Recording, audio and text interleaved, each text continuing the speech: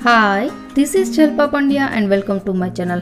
आज हम बना रहे हैं मेरे किचन में पूरन पोली। बट ये पूरन पोली है वो बहुत ही अलग तरीके से बनाने वाले हैं। हम यहाँ न तो आटा गूँथेंगे और ना तो हम घंटों तक जो पूरन बनाते हैं वैसे पूरन बनाएंगे। तो चलो फटाफट से आसान तरीके से बनाते हैं पूरन पोली। रेसिपी स्टार्ट करने से पहले अगर आपने मेरी चैनल को सब्सक्राइब नहीं किया है तो सब्सक्राइब करें। तो ये ऐसे रेड कलर का सब्सक्राइब लिखा हुआ बटन आता है, उसके बाद में आएगी बेल घंटी, उसमें ऑल पे क्लिक करेंगे तो आपको नोटिफिकेशन जब भी मैं पोस्ट करूँगी वीडियो तब मिल जाएगा। तो आप ऐसे मेरी चैनल को सब्सक्राइब कर सकते हो और अगर रेसिपी अच्छी लगती है तो लाइक भी कर सकते हो ऐसे और शेयर भी कर सकते हो। चलो अभी हम बनाते हैं फटाफट से पूरन पोली। तो सबसे पहले हम पूरन पोली का पूरन बनाएंगे। तो मैंने यहाँ 1/4 कप चना दाल ली है, उसको हम पहले पानी से वॉश कर लेंगे और फिर बाद में वॉश हो जाने के बाद हम यहाँ गर्म पानी में इसको भिगो लेंगे। अगर आपके पास टाइम है तो आप पूरी रात भी भिगो सकते हैं, पर ये मैंने गर्म पानी डाला है तो 2-3 घंटों में ये अच्छे से सॉफ्ट हो जाएगी। तो यहाँ हम इसको अभी ढक कर रख देंगे और 2-3 घंटे के बाद इसको देख लेंगे। अभी 2-3 घंटे के बाद देख लेते हैं कि हमारी चना दाल है वो भी भीग के रेडी है या नहीं। तो देखो ये एकदम सॉफ्ट हो चुकी है और ये हाथों से ही ऐसे टूट रही है। तो ये परफेक्ट हमारी दाल है वो भीग चुकी है। अभी कोई भी मिक्सर जार में हम इस दाल को पहले पानी सारा छान कर ले लेंगे। मिक्सर जार में हम जब ये दाल लेते हैं तो पानी बिल्कुल भी नहीं डालना है। अभी ये सारा ही पानी हम छान लेंगे। अभी हम गुड़ लेंगे। मैंने यहाँ 1/4 कप दाल ली है तो यहाँ मैंने 1.5 कप जितना गुड़ लिया है।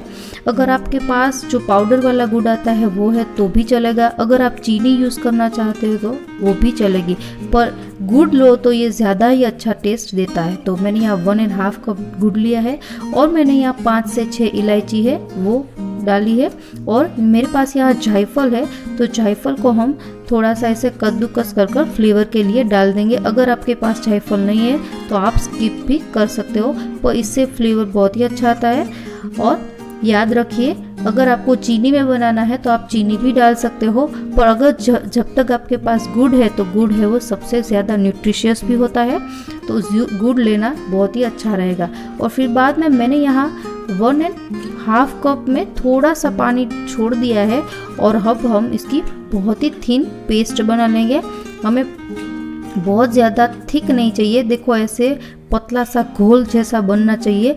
तो यहाँ मैंने 1.5 कप पानी लिया था, उसमें से थोड़ा सा बच गया था, तो ऐसे हमें ऐसी पतली सी उसकी पेस्ट बनानी है। तो ये पेस्ट रेडी है। अभी हम यहाँ जितना हमने गुड़ लिया है उतना ही आटा लेंगे। तो मैंने यहाँ 1.5 कप गुड़ लिया था तो 1.5 कप जितना गेहूं का आटा लिया है। अभी ये आटा डालने के बाद हम पिंच ऑफ जितना सॉल्ट यानी कि नमक डालेंगे और थोड़ा सा कलर के लिए हल्दी डालेंगे। हल्दी आप स्किप भी कर सकते हो अगर आपको नहीं पसंद है तो। और 1 चम्मच जितना घी, और आप इसको तेल में बना सकते हो पर घी ज़्यादा अच्छा रहता है। और अभी इसको हम पहले तो मिक्स करेंगे। अभी हमें पानी नहीं डालना है, पहले अच्छे से मिक्स कर लो। और ये हमारा बैटर है वो थोड़ा सा सेमी थिक जैसा हमें मिल जाएगा, पर हमें यहाँ बैटर है वो एकदम पोरिंग कंसिस्टेंसी जैसा चाहिए, जैसे कि हम ऊपर से ऐसे तवे पे डालेंगे। तो देखो यहाँ मुझे सेमी थिक है मेरा। अभी मैंने यहाँ 1.5 कप जितना पानी लिया है वो हम धीरे धीरे कर डालते जाएंगे और हम एकदम पतला सा घोल बना लेंगे, यानी कि पतला सा बैटर। तो ये यहाँ मेरा पूरा 1.5 कप जितना जो पानी लिया था वो पूरा चला गया है और एकदम मैंने पोरिंग कंसिस्टेंसी वाला बैटर है वो तैयार कर लिया है। तो ये देखो बहुत ही पतला सा बैटर मेरा रेडी है। अभी यहाँ मैंने डोसा तवा लिया है, आप कोई भी तवा नॉन स्टिक का ले सकते हो और इसको पहले क्लीन करेंगे। फिर बाद में हमने जो बैटर बनाया है वो हम कड़छी की मदद से डाल देंगे। तो यहाँ हम जैसे डोसा बनाते हैं तो एकदम पतला सा हम डोसा बनाने के लिए बैटर को फैला देते हैं, ऐसा यहाँ नहीं करना है। कि बैटर पतला ही है तो अपने आप ही थोड़ा सा फैल जाएगा, बस इसको इवन कर लो। और अभी चना दाल हमने कच्ची ली थी तो इस एक साइड पकने के लिए हम इसको पहले तो ढक देंगे। तो यहाँ मैंने लीड को रख दिया है और ढक दिया है। अभी करीबन 2 से 3 मिनट में एक साइड ये कलर थोड़ा सा चेंज हो जाएगा। तो यहाँ हम 1 चम्मच जितना घी ले लेंगे। आप तेल भी यूज़ कर सकते हो, पर मैंने यहाँ घी लिया है। वो घी टेस्ट में भी बेटर है और न्यूट्रिशियस भी है। तो ये हम फिर से ढककर पका लेंगे और करीबन ये अगेन 2 मिनट के बाद ये एक साइड पक जाएगा। तो हम इसको पलटा लेंगे और ये हमें पूरन पोली है वो लो टू मीडियम फ्लेम पे ही बनानी है।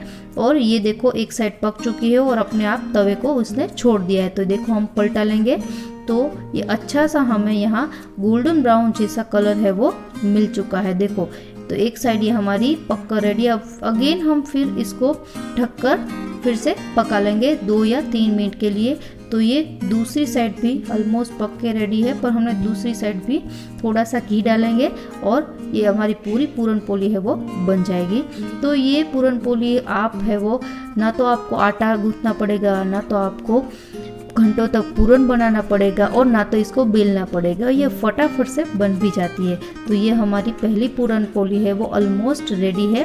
तो इस रेसिपी को आप घर पर ज़रूर ट्राई करिए, बहुत ही आसान सी है और ये पूरन पोली टेस्ट में भी बहुत ही अच्छी लगती है। जब तक आप गुड़ में बना सकते हो तो इसको गुड़ में ही बनाइए। अगर आपको चीनी ज़्यादा पसंद है तो फिर आप चीनी में बना सकते हो। तो ये मेरी पूरन पोली दोनों साइड पक के रेडी है। बस एक बात का ध्यान रखें कि इसको पहली बार ढककर पकाइए तो ये चना दाल हमने जो कच्ची ली है वो कच्ची ना रहे। तो ये पहली पूरन पोली है वो रेडी हो चुकी है। ऐसे ही हम सारी पूरन पोली को रेडी कर लेंगे।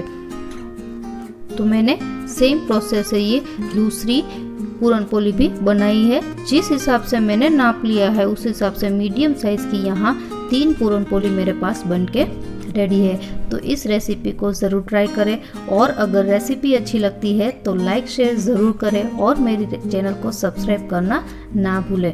मिलते हैं नई रेसिपी के साथ, तब तक के लिए bye bye. Stay home stay safe. Hi, जब भी हम पूरन पोली बनाते हैं तो इस पूरन पोली की खासियत ये है कि इसमें हमें आटा भी नहीं गूंथना पड़ेगा और जो घंटों हम कुकर में बॉईल कर कर जो बनाते हैं पूरन, तो ये पूरन भी इससे ऐसे नहीं बनाना पड़ेगा। तो इस पूरन पोली को आप जरूर ट्राई करिएगा और अगर अच्छी रेसिपी लगती है तो लाइक शेयर जरूर करें और वीडियो को शेयर जरूर करें और मेरे चैनल को सब्सक्राइब करना मत भूलें।